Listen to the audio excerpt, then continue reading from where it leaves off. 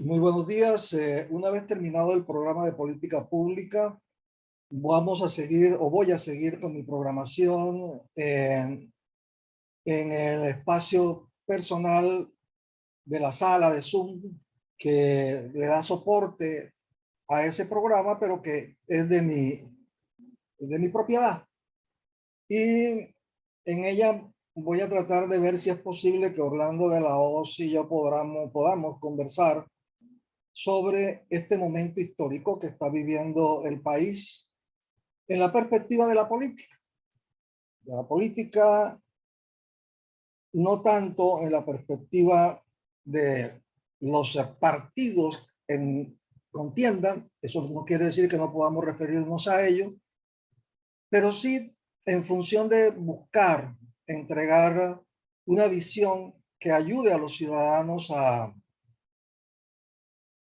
formarse un juicio, tener una opinión personal y tomar una decisión responsable y libre frente a las opciones que se le presentan para elegir al presidente de la República.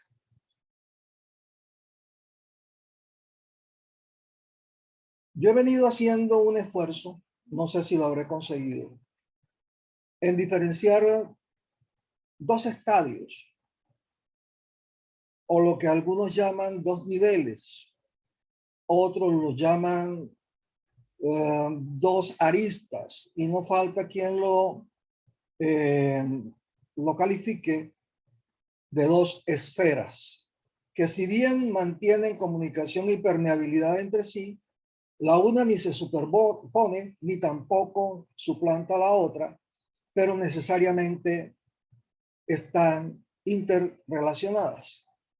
Y es la esfera de la ética con su correspondiente esfera que es la política, y la esfera de la ley y su correspondiente que es la moral.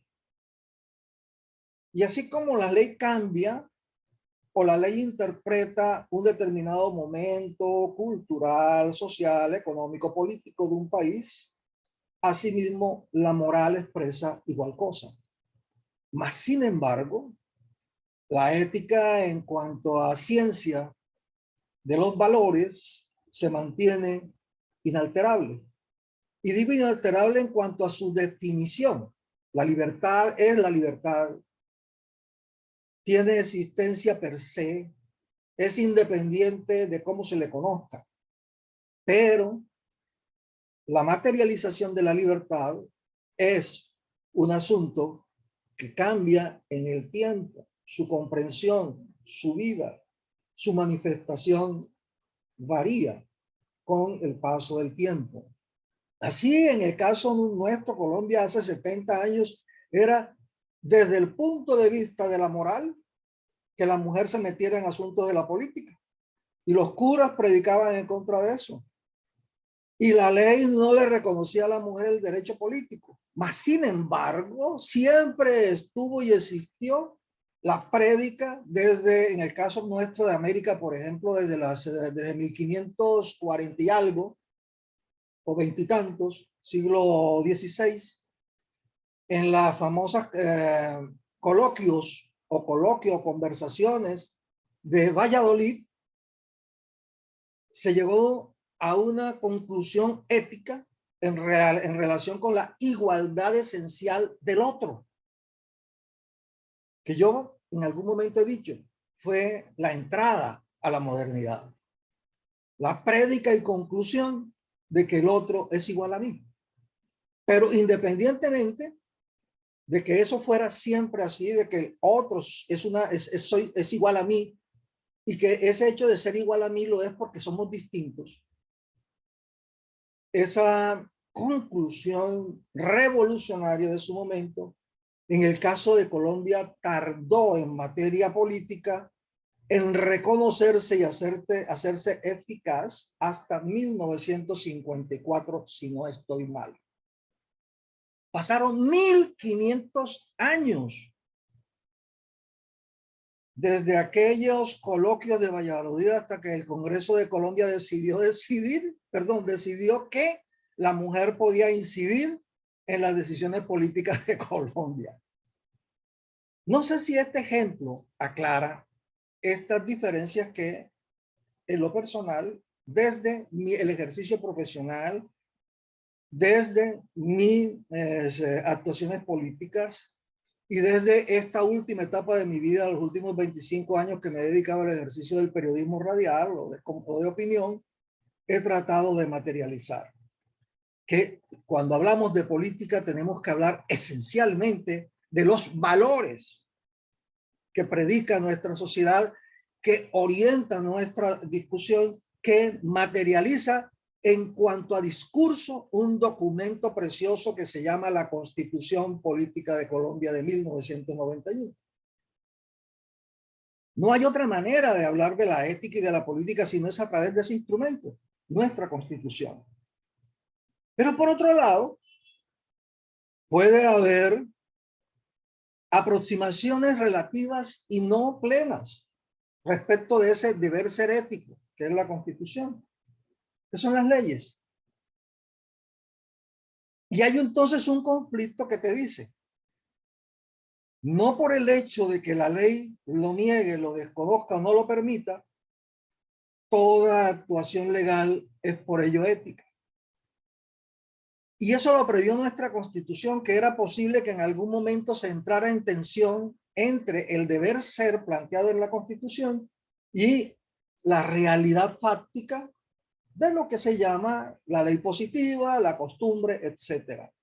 Y entonces la Constitución nos dice, cuando una decisión, comportamiento o idea es contraria a la letra y al espíritu de la Constitución Política de 1991, el operador, llámese juez, llámese administrador público, llámese maestro, llámese profesor, tiene que aplicar directamente el mandato constitucional. Es decir, no hay derecho a decir que como la ley no lo permite o como la ley no lo ha regulado, entonces yo me abstengo y violo el derecho y me comporto antiéticamente. No hay derecho a eso, eso no puede ocurrir. Uno tiene que ajustarse en esas tensiones, tiene que tener como principio orientador el espíritu y la letra de la Constitución Política. Voy a poner un caso con un par de amigos vinculados a estos procesos de los cambios en la ciudad de Barranquilla. Luis Carlos Fernández y Roberto Tapias enfrentan en esta semana al colegio británico. Cuando en el caso de un muchacho mayor de edad ya, mayor de 18 años, deciden aplicarle aplicarle dos sanciones por un mismo hecho, en dos oportunidades no conectadas entre sí.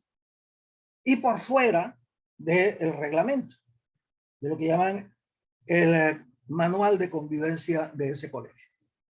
Repito, decidieron castigarlo dos veces por un mismo hecho, violando o volándose el manual de convivencia. Y entonces dice uno, bueno, es que ellos dicen que es que su acto de graduación, porque esa es la segunda sanción que le pusieron al pelado, porque la primera fue una suspensión es decir, se le cerraron las puertas al colegio durante unos días. Yo no sé, a mí me parece que eso es absolutamente ilegal. Pero bueno, la sanción que está dentro de ese código que no ha sido demandado, dice que sí, que pueden hacerlo y les amparon un castigo de 3, 4, 5, una semana, no recuerdo cuántos. Pero luego, una vez cumplida esa pena, que es la que está en el manual, le imponen como sanción que no puede asistir al acto de graduación. Entonces, uno se encuentra allí frente a qué hacer. Y la única manera de hacer y de actuar en derecho, aunque no esté en la ley, y la única manera de actuar éticamente es en función de lo que dice la Constitución Política, que establece que nadie podrá ser castigado por fuera de una ley preexistente, que no podrá ser castigado o juzgado por un mismo hecho dos veces, y además de eso, es que tiene el derecho a tener una representación en la litis o en la discusión jurídica, y que además de eso, el debido proceso lo ampara. Es decir, no puedo ser castigado por fuera de lo que está en la norma. Nadie puede ser juzgado ni castigado por fuera de una norma preexistente. Esos son los principios éticos. Y nos llevan a una discusión política con el colegio. Una discusión que no tiene que ver ni con la moral, de que es que ese pelado cascó a otro y casi que le revienta el alma, ni tampoco tiene que ver con el tema de si ellos son o no son los dueños, ni tampoco tiene que ver con el tema de si esa o no esa se aviene con las creencias y valores del colegio, que ellos llaman creencias y valores, que en el fondo son normas de conducta moral, no son otra cosa. Porque éticamente lo que deben aplicar es lo último que he dicho. Y han debido abstenerse de violar ese principio ético de someter a un pelado 2 veces a un juicio por una misma falta y castigarlo 2 veces. O de establecerle una sanción que no está prevista en la ley, en el Código de Convivencia Escolar. ¿Y cuál es la discusión política? La discusión política es, señores, ustedes no son los titulares del derecho a la educación. Los titulares del derecho a la educación son los muchachos. Ustedes prestan un servicio en nombre del Estado. Ustedes no prestan un servicio en nombre de ustedes mismos, sino en representación del Estado. Y en consecuencia, ustedes no pueden hacer ni predicar lo que se les dé la gana. Tienen que ajustarse, a venirse y reflejar en su estructura de comportamiento, pensamiento y organización eso que llamamos la escala de valores consagrada en la Constitución política, buscando cada día ser más cercanos al deber ser. Pura filosofía barata, llámenlo como les dé la gana. Pero esa es la realidad. Vamos a ver, el juez ya falló en el sentido de que el muchacho tenía la razón, no se le debió haber violado el debido proceso, ni debió ser castigado 2 veces por una misma falta, ni debió aplicársele una sanción que no está prevista en el manual de convivencia.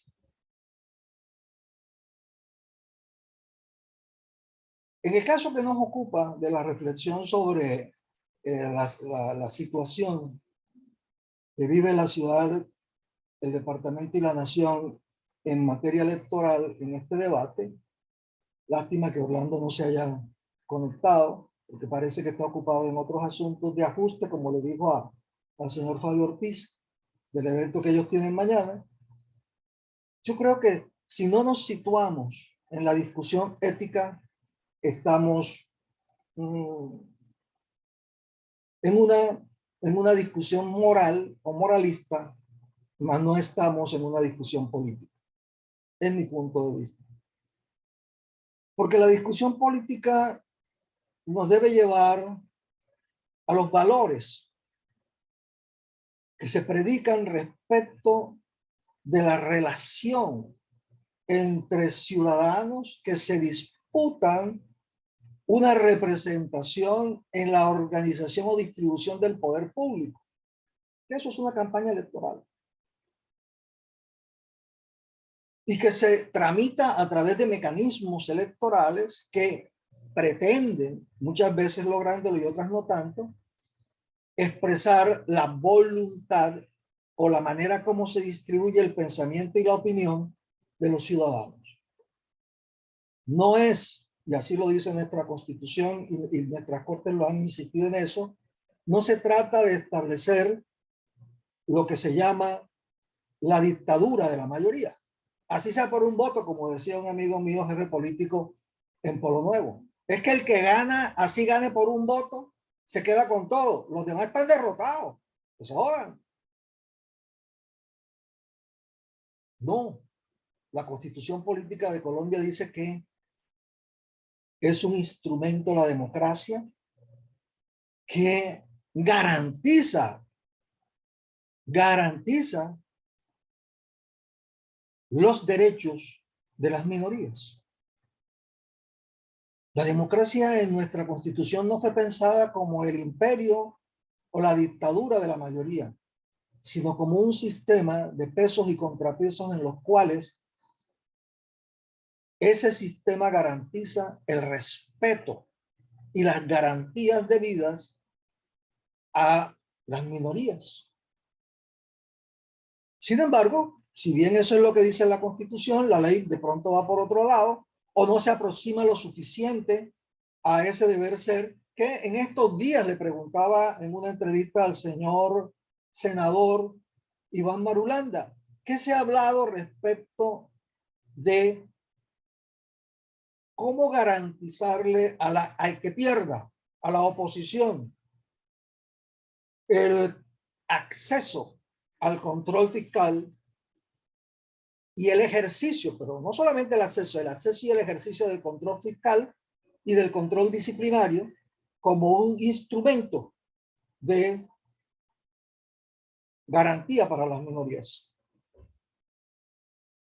La respuesta del senador Iván Marulanda, que fue bastante precisa, apuntaba a que efectivamente ese es un asunto del Congreso de la República, no del presidente.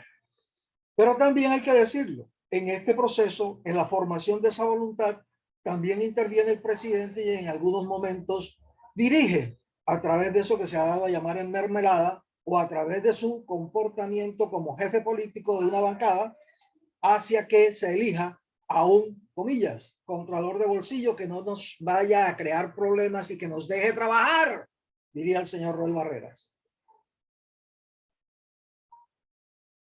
Eso fue una discusión que se tuvo en la Asamblea Nacional Constituyente y que no se pudo materializar.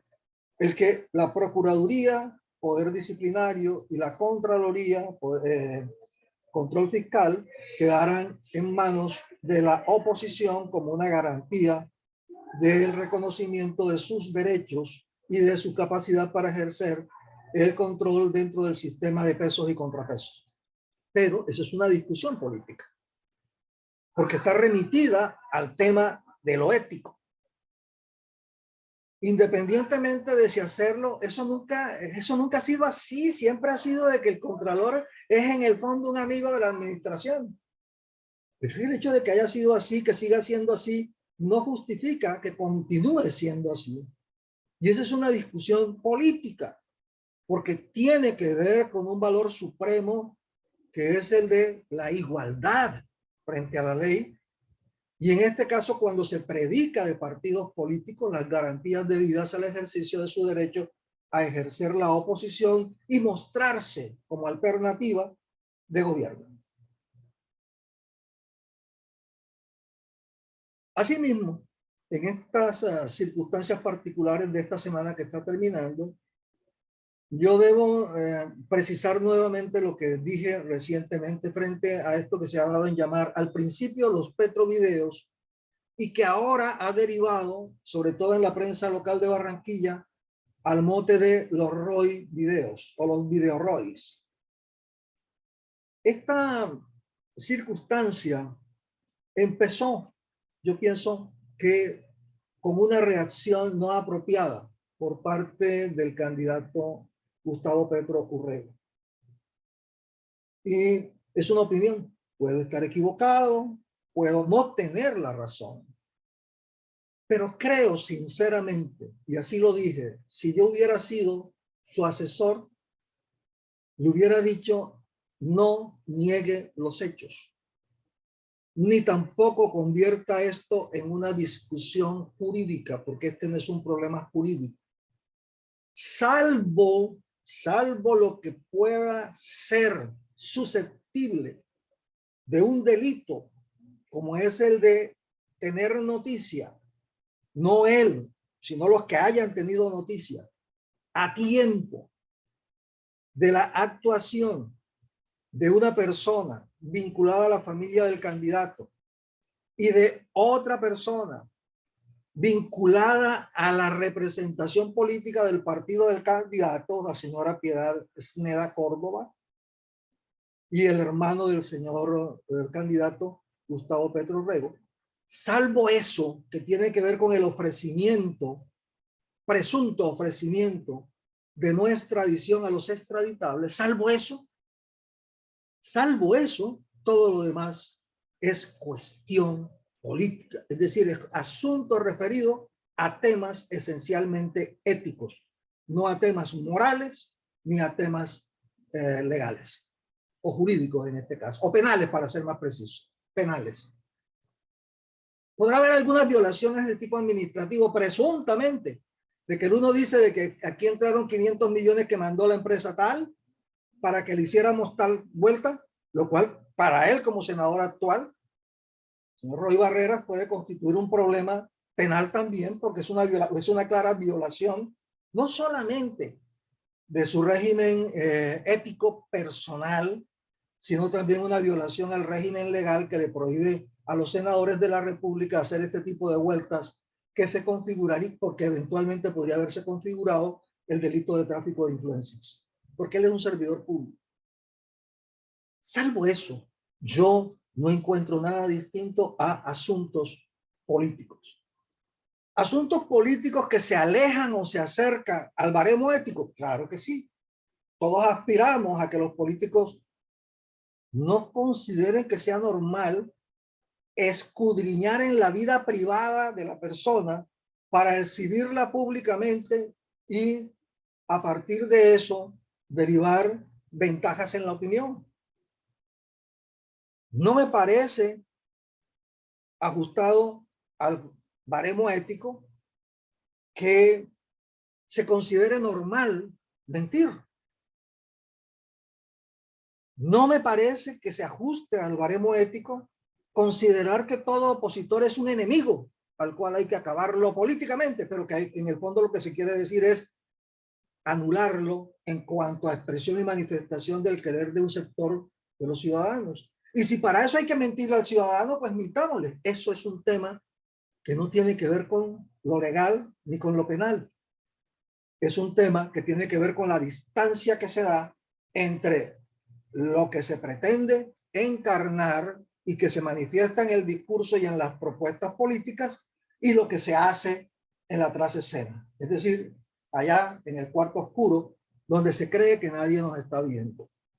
Yo recuerdo una expresión del señor Antanas Mockus siendo alcalde de Bogotá, que decía, no me diga en privado lo que usted no me pueda sostener en público.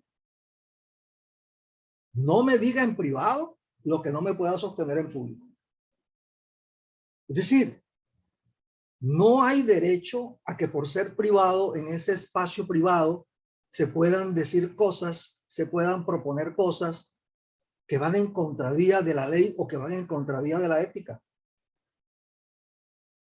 Me pareció una metida de patas, la del señor Petro, cuando en Quibdó dice algo así que es nuestros seguidores o nuestros militantes hacen propuestas y por hacer estas propuestas resulta que nos estaban chuzando y como estábamos chuzados, entonces ahora somos unos delincuentes. Es que hay que decirlo de esta manera. No era cualquier militante, era el jefe de debate político el que estaba haciendo esas propuestas. El señor Roy Barreras. No era cualquier militante, era el director de los temas relacionados con merchandising, mercadeo o mercadotecnia político-electoral, el que apuntaba y recomendaba meterse en la vida personal para hacer explotar escándalos como una forma de controvertir al contradictor en el espacio de la favorabilidad frente a los ciudadanos.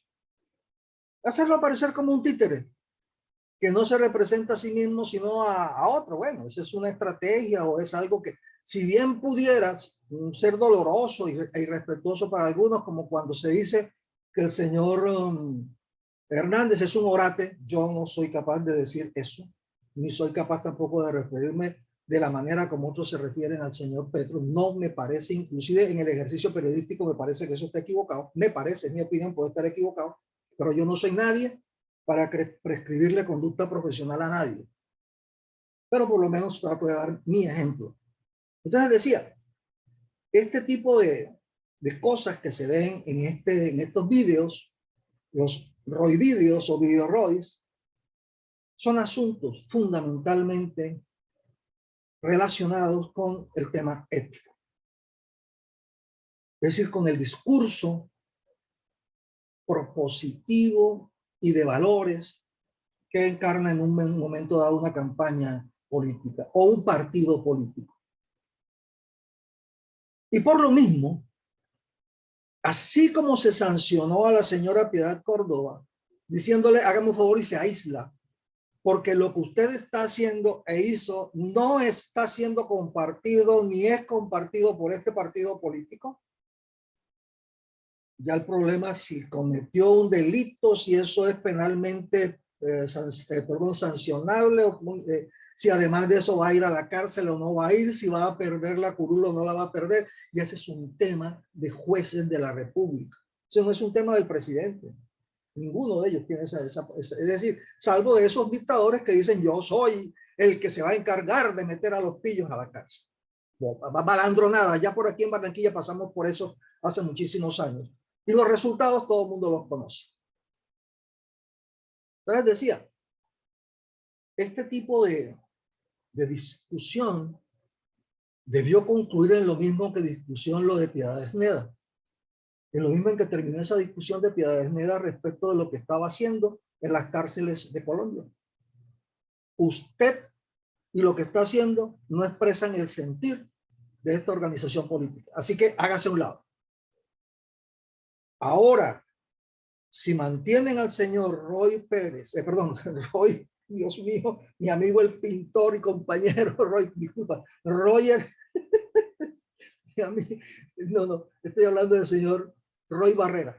Si el señor Roy Barrera, con todo lo que dijo, Dios santo, en esos videos, expresa el sentir, la ética, los valores de una organización política a la que dice pertenecer y de la que dice ser su coordinador político parlamentario, si eso que él dice expresa el sentir, creer, opinión y talante de ese partido, pues déjenlo ahí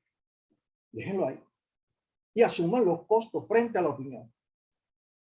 Pero si no expresa, si esas cosas que él dice y lo que dice también el señor Benedetti en relación con otros contradictores, si además de eso se está mintiendo, si además de eso se están aportando datos no ciertos como los que respecto de algunos empresarios él dice y los empresarios niegan, si eso es permitido y si eso es válido, pues entonces déjenlos ahí. Pero si no es válido, si la organización política no le apuesta a eso, entonces sáquenlos de ahí. Pónganlos allá donde pusieron a Piedad también. Pero ¿quién soy yo para hacer estas recomendaciones? Yo no pertenezco a ese partido. Soy un ciudadano que ejerce una función pública en términos de periodismo de opinión.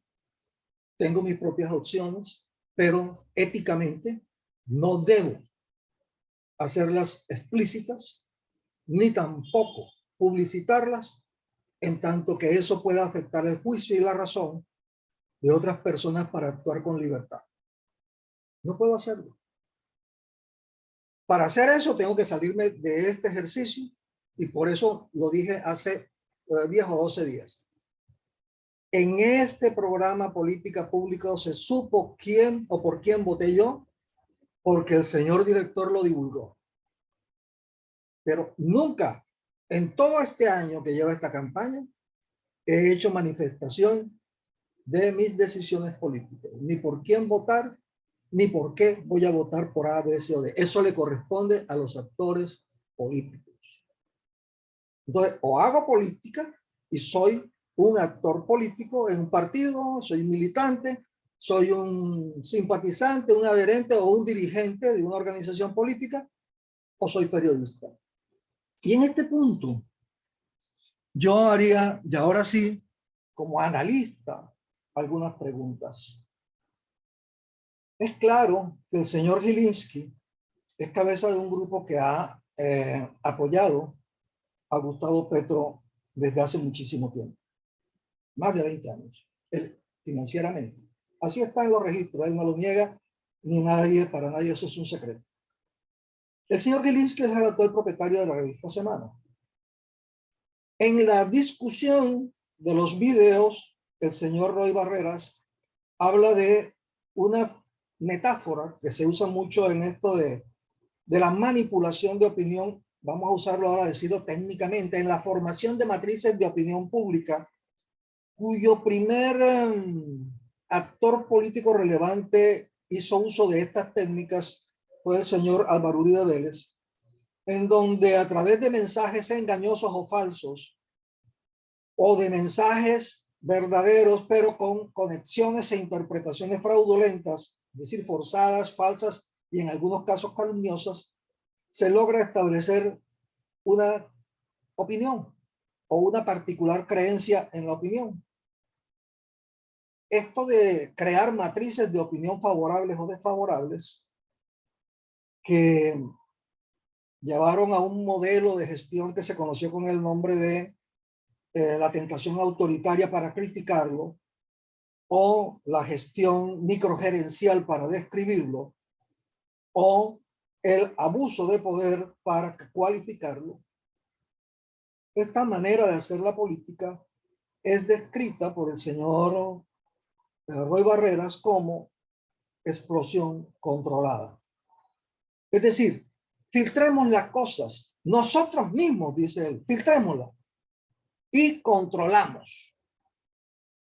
Es como cuando tú haces una explosión y calculas los daños y por lo mismo la carga, me imagino que después viene esa explicación, no conozco el video completo, pero sí conozco de la metáfora. Entonces, en esta explosión controlada que permite, por ejemplo, derrumbar en segundos un edificio sin que haya daños colaterales, yo la entiendo en política como algo que se puede hacer desde el control de la comunicación, los elementos de comunicación, los medios de la comunicación y, digámoslo también, y adicionémosle, las reacciones previsibles por parte de la opinión o por parte del afectado o de los afectados. Y fíjense ustedes, en esto del Petro Video hay un fantasma que no aparece en ninguna parte. Hay un ente que no está, al cual nadie se refiere, por lo menos en los 14 videos que estuve mirando.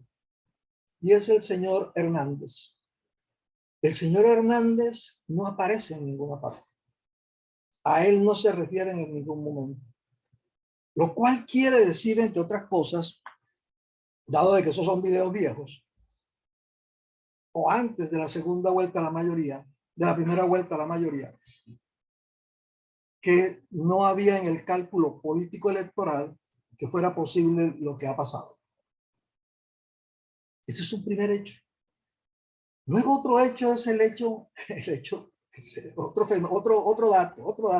dato es, en ese universo no existe Hernández, sino que existe un conjunto de actores políticos que ya como actores políticos han sido electoralmente neutralizados. Entonces se habla de Fico, que ya no es candidato. Se habla de Gaviria, que ya no es candidato. Se habla de Fajardo, que ya no es candidato. Se habla de Vargas Lleras, que no es ni ha sido ni fue candidato. Y entonces uno se pregunta, ¿qué es lo que se busca? Y hay un juicio en boca de Roy Barreras para referirse a Gaviria, que dice es como una madre de la caridad, una hermanita de la caridad a la cual no se le puede tocar. Pero yo sí le puedo tocar, dijo Petro, no, pero yo sí lo puedo tocar. Y es entonces cuando uno dice, hombre, ¿no será que estamos frente a una explosión controlada, es decir, frente a una filtración intencional acompasada con unos medios poderosos tendientes a generar un fenómeno político de desprecio, cansancio, aburrimiento y rechazo en un segmento de la sociedad tal que se traduzca en un voto en blanco. Es decir, no podremos estar frente a una manipulación de la opinión orientada a generar voto en blanco. Y uno se pregunta a quién le conviene el voto en blanco. Yo creo que de los 8 millones de votos de Petro, todos van a votar por él nuevamente, así el resto del mundo se pare en las pestañas. Eso no va a cambiar. Pero el señor Hernández tiene que crecer. Tiene que pasar de 6 a 8. Y eso no es fácil. Hablando de aritmética electoral, ni siquiera matemática, aritmética electoral. Y eso puede convertirse en un techo, que es lo que estamos viendo en esto que llaman el ranking diario, que prácticamente nos muestra un país dividido por la mitad como una yuca. Y entonces dice uno, ¿no será que se está tratando de evitar que el señor crezca porque no va a haber más votantes sino menos, como pasó en el debate Duque-Petro? Y que una forma de evitar que eso crezca, que esa candidatura crezca, sea la de mover decisiones hacia el voto en blanco, porque qué porquería, Dios mío, estos políticos, no, yo no quiero saber de eso, o de abstención, o igualitos, todos son iguales, entonces voto en blanco, o como algunas veces lo hice yo, marcar ambos candidatos para anular mi voto. ¿A quién favorece la abstención, la anulación del voto y el voto en blanco? Pues evidentemente al que tiene en este momento la mayor cantidad de votos. Se trata de, pienso yo, conociendo lo que pasó en la primera vuelta del debate Duque-Petro, se trata de evitar que el otro crezca más allá de lo debido. Que crezca sí, pero no lo necesario. Eso es política, ¿no? Eso es práctica electoral. Lo que es éticamente censurable es si para hacerlo se está recurriendo a este tipo de manipulaciones que afectan el juicio, que engañan y que promueven la reacción del ciudadano en un sentido u otro para lograr unos fines que se expresen, unos fines electorales que se expresen en ganar, porque lo que tenemos es que ganar, dice por allá otro senador de la República. Tenemos que ganar primero. Después sí, que haga todo el ejercicio creativo, que deje de estar diciendo tanta cosa que crea y divide la opinión. No, que no hable de eso, que deje de ser tan creativo, decía ese senador. Y bueno, uno puede decir también, y lo he dicho, miren, este debate se gana es con voto organizado. Si alguien quiere crecer, tiene que comenzar a hacer el trabajo uno a uno para convencer a un elector adicional a los que ya tiene su candidato. Pero lo que estamos viendo es que ese no es el mecanismo, probablemente, pienso yo en la cocina, y se está recurriendo a desarrollar matrices de opinión adversas al ejercicio del voto que finalmente favorezcan al candidato que tiene la mayor cantidad de votos o que arranca en el partidor con la mayor cantidad de votos. Puede estar equivocado, pueden faltar muchos elementos en el análisis, pero creo que los ciudadanos tenemos que ponernos a pensar de si absteniéndonos o votando en blanco estamos realmente respondiendo a una manipulación o si por el contrario, al hacerlo, estamos actuando de manera libre y de manera responsable. Pero no puede haber libertad y responsabilidad sin información, sin considerar todas las variables, sin considerar todas las posibilidades. Pero es que así lo ponen y lo enredan a uno, ¿no? El ciudadano tiene que entender que tiene que pensar, lo es su deber para poder ser libre y para poder actuar responsablemente, tiene que pensar. Bueno, eso era lo que quería comentarles. Es mi punto de vista, son mis opiniones. Hubiera querido que Orlando hiciera presencia, por lo menos para conversar, porque sabemos él y yo que en la vida nos hemos pasado charlando, así en muchas ocasiones hayamos estado en orillas distintas y en más ocasiones trabajando juntos por el bienestar de este país. Bueno, muchísimas gracias y hasta pronto. Esta fue su pelotera de hoy viernes 10 de junio del año 2022. Chao.